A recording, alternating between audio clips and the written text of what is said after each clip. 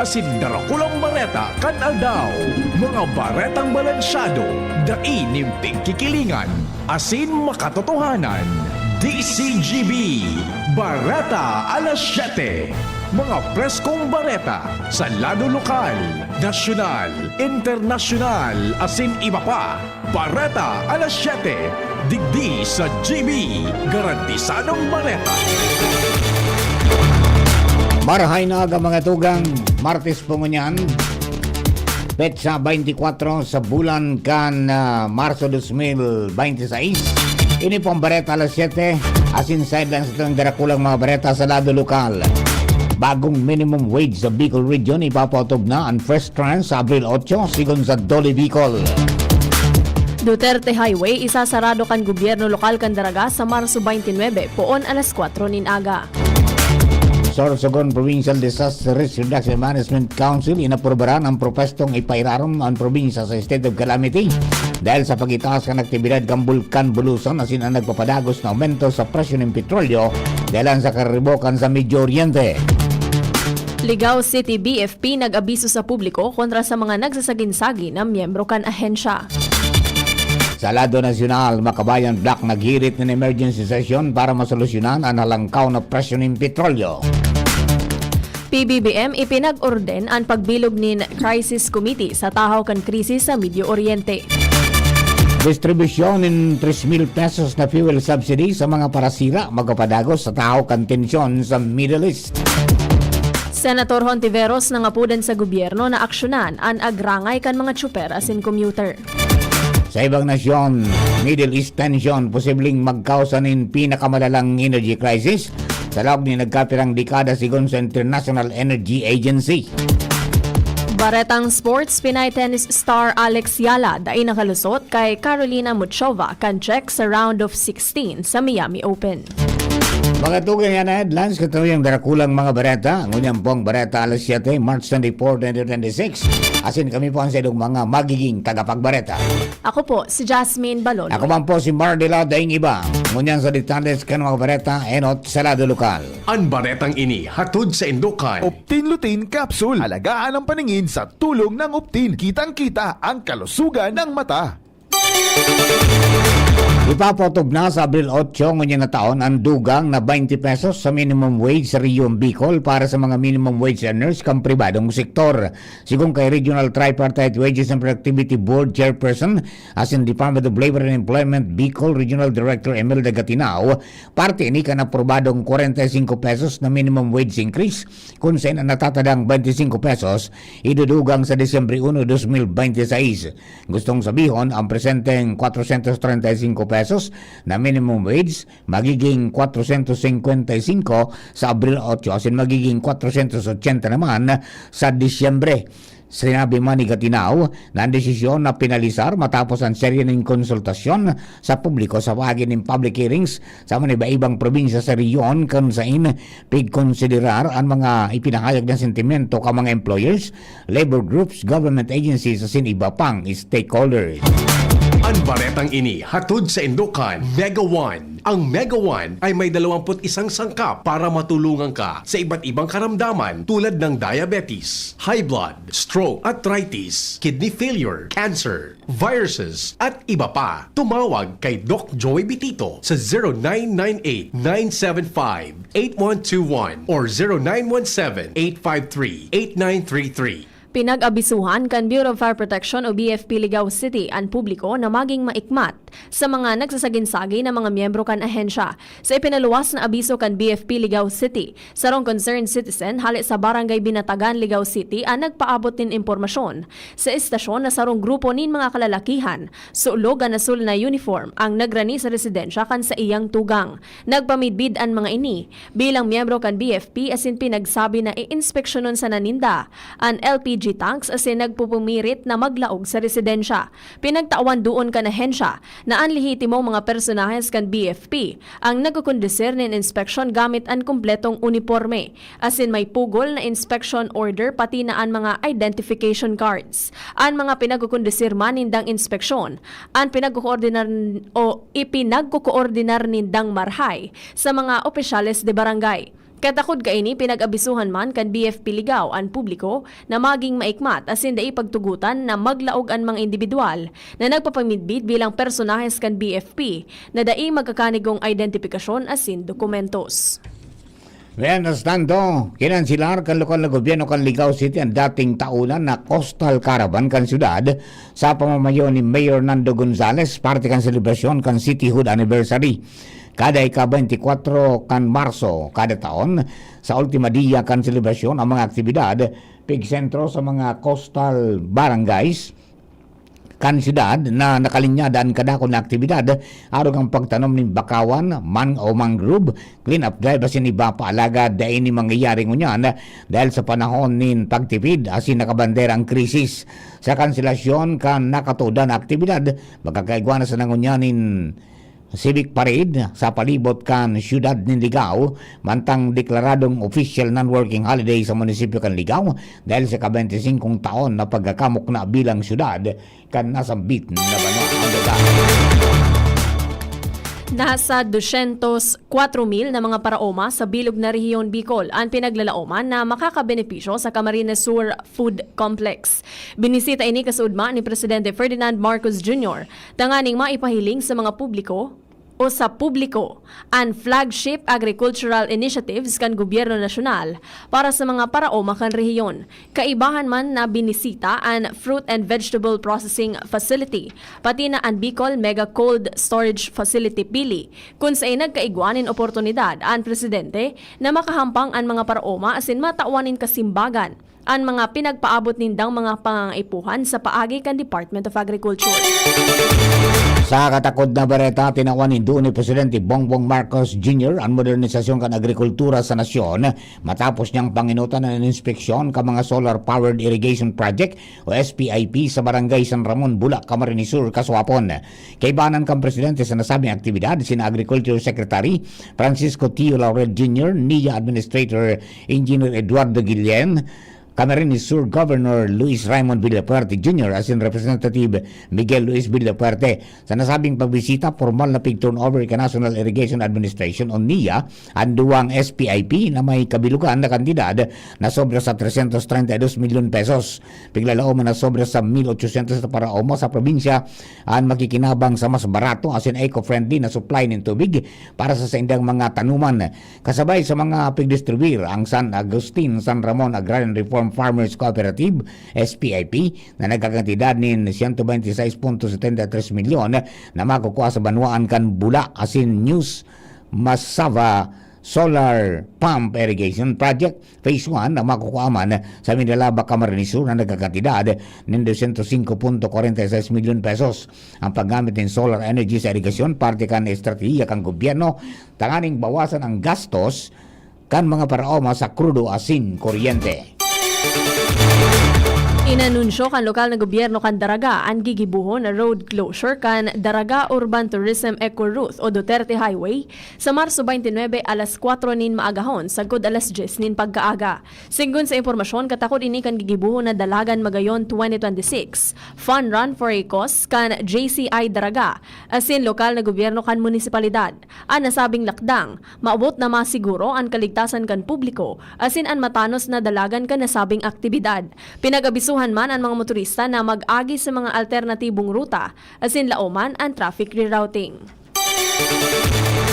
Sa dagdag pang baretang lokal, inaprobaran kan Sorsogon Provincial Disaster Risk Reduction and Management Council o SPDRRMC ang propesto na ipasairarom sa state of calamity ang probinsya ng Sorsogon dahil sa paglangkaw sa giraray kan aktibidad kan Bulkan Bulusan asin nagkapadagos na pag-aumento kan presyo ng petrolyo dara kang karribokan sa Medyo Oriente. Sa ganibong meeting kasod mga kang konseho diskutir ang presenteng sitwasyon kan Bulkan asin naglalala na epekto kan pag-itaas kan presyo ng petrolyo. Sa pag-ururon ipinaghiras ni Pag-asa Representative Sir Ryan Orong na initaas na sa Alert Level 1 ang status kan Bulkan Bulusan alis sa dating Alert Level 0 dahilan kan paglangkaw kan seismic activities pati na ang volcanic earthquakes. Tinawan doon man sa nasabing pagtilipon ni SPDRRMO Head Engineer Raden Dimano at may iwasan na epekto kan padagos na paglangkaw kan presyo kan petrolyo kung saan sinabi niya na nagdadara ininin seryosong agyat sa kabuhayan, transportasyon, delivery ng basic services asin lokal na ekonomiya kan probinsya. Dahil lang kay ni, inaprobaran kan konseho an motion na ideklarar ang Sorsogon sa rarong kan state of calamity, tanganing mas mapakusugpaan kakayanan kang gobyerno probinsyal na masimbaga ng pinagkakampang na krisis asin kalamidad. Nakatalaan na para sa ikaduwang pagbasa sa regular na sesyon ngunya na aldaw kan sangguniang panglungsod kan Legazpi City ang propwestong amyenda sa Revenue Code kan syudad. Ini matapos na ipresentar ni City Councilor Charlton Lahara kan nakaaging semana. Napag-araman na 18 anyos na ang Revenue Code kan Legazpi na dai nagakaigwanin pagbabago kun kaya napapanahon na i-adjust ang mga buwis. Alagad may mga sektor man o negosyo na posibleng magbaba ang pigsisingil na buwis. Ang gabos na detalye, natukar na kan sangguniang panglungsod Finance Committee asin uminagi na sa public hearing. Matapos maipresentar kan komite sa regular na sesyon konseho, nasa kamot na ngunyan kan mga miyembro kan sangguniang panglungsod para adalanin mas hararum pa kun kaya laoman na an mas halawig pang deliberasyon. Mga tugang primerong parte yan kasatuyang Bareta alas 7, mga Bareta sa lado lokal. Ang Bareta niya to sa lado nasyonal. Ibang nasyon sports sa kamugtagang kampanahon, makalis lamang po kayo ni. At ngayon, ang pinakabago, ang pinaka-epektibong food supplement na mabusising ginawa sa Amerika at matapos ang 3 taon, aprobado na ng FDA. Mega One, ang evolusyonaryong produkto na nagtataglay ng 21 natural na mga komposisyon na nakatutulong upang palakasin ang immune system at ang ating kalusugan. Para sa karagdagang impormasyon, Maaaring pumunta kay Doc Joey Bitito sa Barangay 18, Cabangan West, Legazpi City, kaharap lang ng Bangko Sentral ng Pilipinas. O tumawag sa 0998-975-8121 or 0917-853-8933 para sa free consultation sa natural medicine. bisitahin din ang aming Facebook pages, Mega One-Superfood at NHC Bayanihan Official. Mega One, evolusyon para sa kalusugan. Kayo po ba ay may katanungan sa PhilHealth? Makinig sa programang Alagang PhilHealth kasama ang PhilHealth Regional Office 5. Mapapakinggan tuwing Lunes alas 10 hanggang alas 10:30 ng umaga sa DZGB. Damang-dama ang benepisyo ng PhilHealth sa Alagang PhilHealth. Ubo ng anak? Nakababahala? Baka plema. Para dyan, Plemex for Kids ang pambato ko. Ang Plemex for Kids ay gawa sa lagundi. Tinutunaw at pinalalabas ang plema. Ginhawa para sa bata, peace of mind para kay mommy. Camille Prats Yambao po, nagfi-flex for Plemex. Pambatang lagundi, Plemex! Vitex Segundo L is the generic name of Plemex for kids. If symptoms persist, consult your doctor. Mommies, agapan agad ang ubo at plemang nakabara. Pambatang lagundi, Plemex! Bakunang angat, serbisyong dapat. Sa presyong abot kaya at matapat. Lahat ng yan, nasa Rabvax. Nakagat o nakalmot ka ba? Huwag mag-alala. Rabvax Animal Bite Center ang inyong kaagapay para sa pinagkakatiwalaan, mura, ligtas at siguradong proteksyon laban sa rabies. Bukas po kami 8 a.m. to 5 p.m. mula Lunes hanggang Sabado, 8 a.m. to 12 noon naman every Sunday. And on holiday, pwedeng-pwede pati walk-in. Ang aming mga branches, Rabvax Legazpi, Ariner Suite, Sagmin, Legazpi City, near Aleco, Rabvax Ligao, in Barangay Tuburan, Ligao City, Rabvax Tabaco, beside Siga Hospital, Rabvax Iriga, in front of Yusan Iriga, Rabvax Irusin Sorsogon, malapit sa Irusin District Hospital. And now open, Rabvax Masbate, along Municipal Road, Barangay Kalipay, Masbate City, Rabvax Pilar, Rabvax Castilla, Rabvax Piuduran, and Rabvax Cubao Metro Manila. Like us on Facebook. Maging bakunado at protektado. Piliin ang alagang Rabvax. Notice of Application. UBS Marketing Corporation with office address at 225D Tuason Street, Quezon City has filed an application for exploration permit for the exploration of perlite and clay, particularly described as follows. Registration number EXPA-000267. Date of registration May 10, 2002. Area location Barangay Lamba, Baslog, and Poro, Legazpi City, Albay. Size of the area 97.28 1.71 hectares. Duration of the permit. Exploration shall have a term of 2 years, renewable for life period but not to exceed a total term of 6 years. Any and all persons having adverse claims, protest, and or opposition to the above-mentioned application are hereby notified that their adverse claim should be filed within 10 days from the last date of publication, posting directly with the regional office concerned or Community Environment and Natural Resources Officer, CENRO, or Provincial Environment and Natural Resources Officer of the DENR for filing in the regional office for purposes of its resolution by the panel of arbitrators and or the concerned appellate bodies. Adverse claims, protests, or opposition should be accomplished in accordance with sections 203 and 204 of DENR Administrative Order Number 2010-21 Series of 2010, and a copy thereof shall be furnished to the applicant contractor by the adverse claimant. For further particulars, apply or course your inquiries to the Office of the Regional Director, Mines and Geosciences Bureau, Regional Office 5, DENR, Annex Building, Regional Center, Rawis, Legazpi City. DZGB Barreta alas 7. Ngunyan sa detalles kang bereta sa lado nasyonal, nangapuda ng mga kongresistang miyembro kan Makabayan Bloc sa Senado asin Kamara de Representantes na magkondukta ng emergency session para ipasar ang mga propestong lay na makakatabang tanganing mabawasan ang epekto sa nasyon asin sa namamanuan kang krisis sa petrolyo. Pangenot na pinagunambitan kan Makabayan Bloc ang mga propestong dapat na ipasar bilang lay ang pagpupundo sa excise tax asin value added tax sa petrolyo, magpautom ng regulasyon asin transparency, tanganing pugulan ng overpricing asin profiteering, halion ng oil deregulation law framework asin buwis kan oil profits para mapunduhan ang mga subsidiya.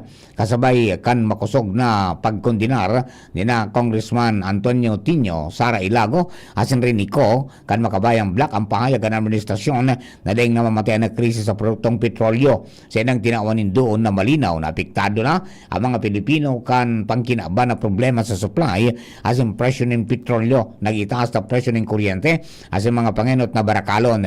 Dapat man ang pangon kang gobyerno ang katotohanan na wala ng normal na sitwasyon ngunyan dahil urual daw na papagabat ang buhay kan mga obrero, driver, parauma, parasira, mga hobenes asin mga nagtitiyos. Ipinag-orden ni Presidente Ferdinand Marcos Jr. ang pagbilog ng Crisis Management Committee na matutok sa pangangaipuan kan mga namamanuaan. Iniyan kinumpirmar ni Palace Press Officer Undersecretary Claire Castro. Kasunod ka namamatayan na krisis sa Medio Oriente na may epekto sa Pilipinas. Ibinulgar man ni Castro na may pugol na siyang draft. May kinaaraman sa pagbilog ng Crisis Committee sa tao kan mga nangyayaring development sa Medio Oriente. Sigun kay Castro, bago pa man nagrekomendar na magbilog din Crisis Committee, nagsugo na ang presidente na mag-crear kaini. Isa sa pinal na ini mantang nangako si Castro na iluluwas niya ang detalye. May kinaaraman digdi sa oras na matapos ang laog kan draft. Sinabi ni Castro na sa mga masunod na aldaw, posibleng i-anunsyo ini kan palasyo asin kun si Isay ang posibleng mamayo sa komite.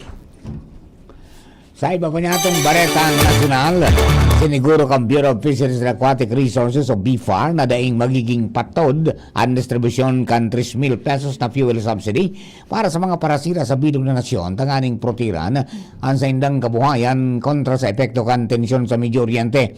Sigon sa ahensya, bago pa man magputok ang karibukan sa nasabing reyon na nagpapatakot na magpaitaas sa presyo ng petrolyo, nakalatag na ang sa indang fuel subsidy program.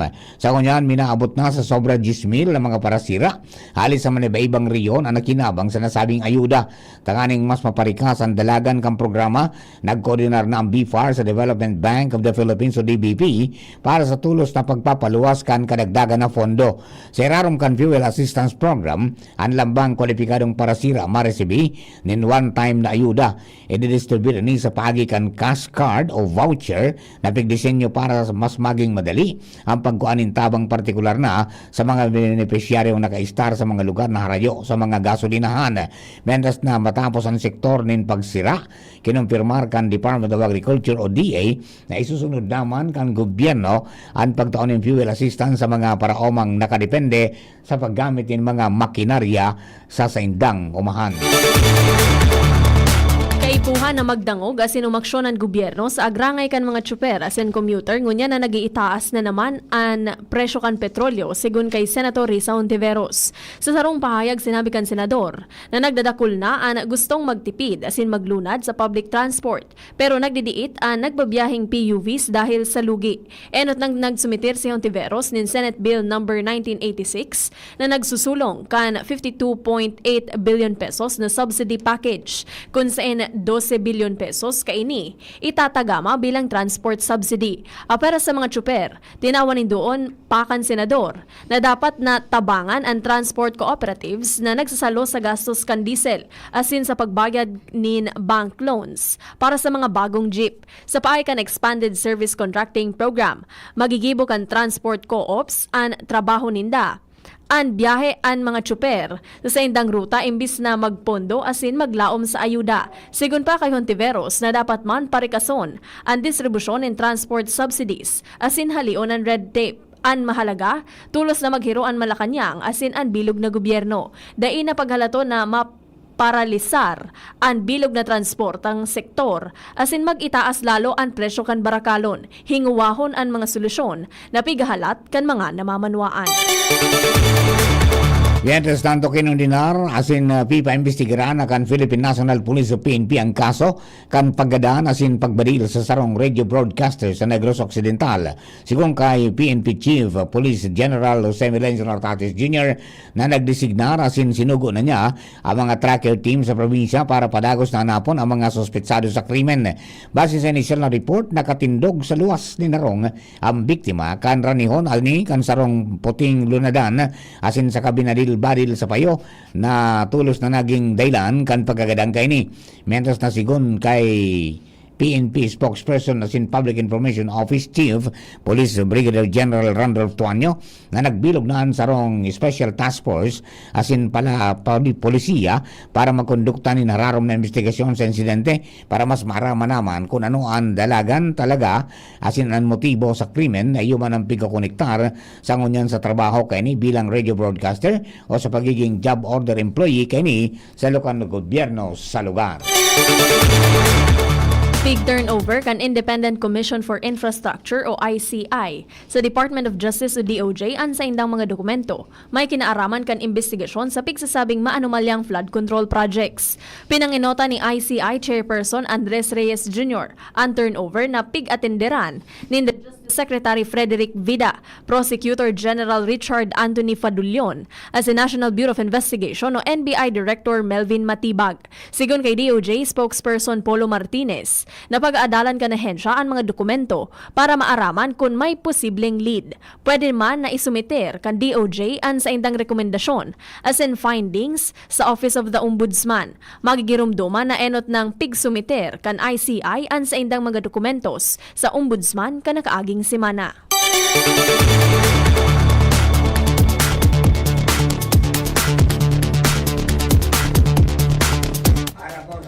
Ara po sa tuyang bareta sa ibang nasyon asin man sa lado ng Karawat Sports. Sa linya si Nicole and Gloriani. Good morning, Nicole. Good morning, Sir Mar. Good morning sa mga paraantabay. Nagpatanid si International Energy NEO Agency Chief Faith Birol na magdadaranin pinakamalalang energy crisis and presenting tension sa Middle East. Inikunday patulos matapos ang nasabing kariribukan. Pinagunambitan ni Birol ang presenting oil crisis bilang grabing sitwasyon kung saan maabot sa 11 milyon o milyones na bariles kan petrolyo kada aldaw ang nairehistrong nawawara dahil sa gera.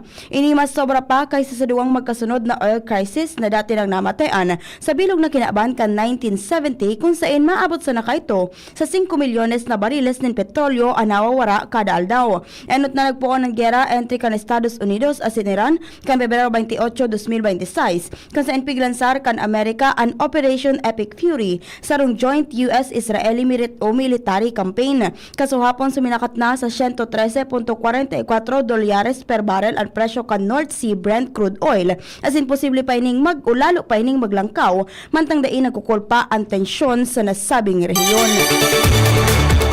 Sa lado kan Karawato Sports, natapos na ang kampanya ni Pinay tennis star Alex Ayala sa Miami Open. Ini matapos na dai siya magtrayumpo laban kay Carolina Muchova kan Czech sa round of 16. Sa pagpunpasa na, dominado na ni Muchova ang kawat at sinakuha ang 6-0, 6-2 na panggana. Inaprobitsaran kan world number 14 na si Muchova ang mga nakamta na unforced errors kan 20 anyos na si Ayala. Tinapos kay ni sa laog din 22 minuto ang primerong set asin paglaog kan ikaduwang set makaskas na nakalaog ini sa 2-0. Enot nang nagana si Muchova sa Qatar Open para sa iyang ikaduwang single title. Magigirumduman na nakaabot sa round of 16 si Ayala kan daogon sina Laura Siegmund sa round of 64 asin Magda Linet sa round of 32. Iyan na detalyes kan bareta sa lalo kanibang nasyon asin sports. Ako po si Nicole Ann Gloriani.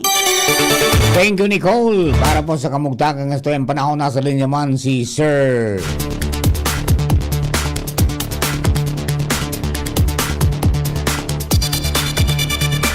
Sino kasama natin? Sir Jim Bordales at Pag-asa District Regional Forecasting Center. Sir Jim, good morning. Please come in.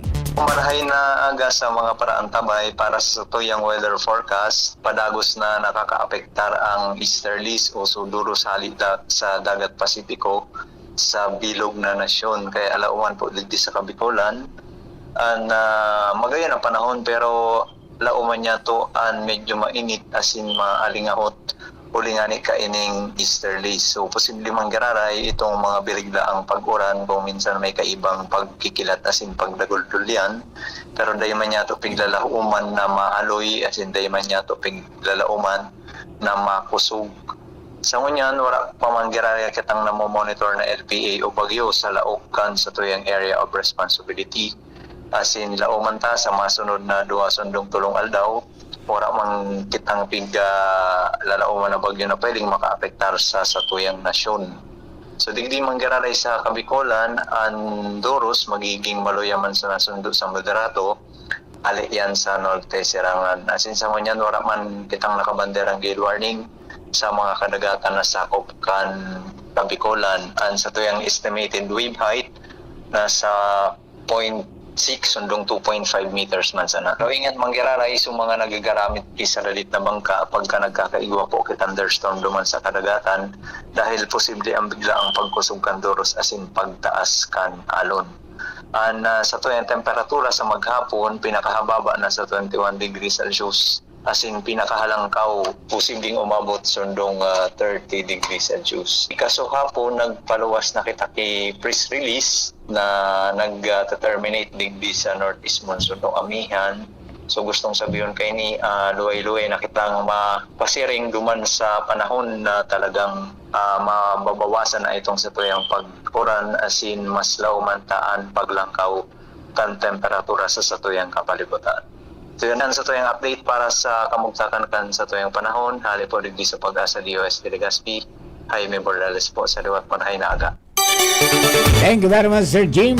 Mga tugang na pang kabilugang sa tuyang Bareta alas 7. Mga baretang tinipan ng kinalap sa DCGB News Base na nakalis na 12 oras. Kaparang po kanakatuwang nato sa pagsurat kan mga bareta Nicole Ann Gloriani. Lado Technical, kasabay tayo dyan si Kuya Juna Pulis, mantang nasa DCGB Social Media Department, sa tuyang IT, Jerome Nico Martinez. Makarang ka Mega Force Patrol. Hello kay Benji Depogi, Benaminile. Shout out po kay Madam Amada Esplana and Manay Agnes Mape. And siyempre, good morning man kay Baby Lynn Bermas Ronsihero Salyan.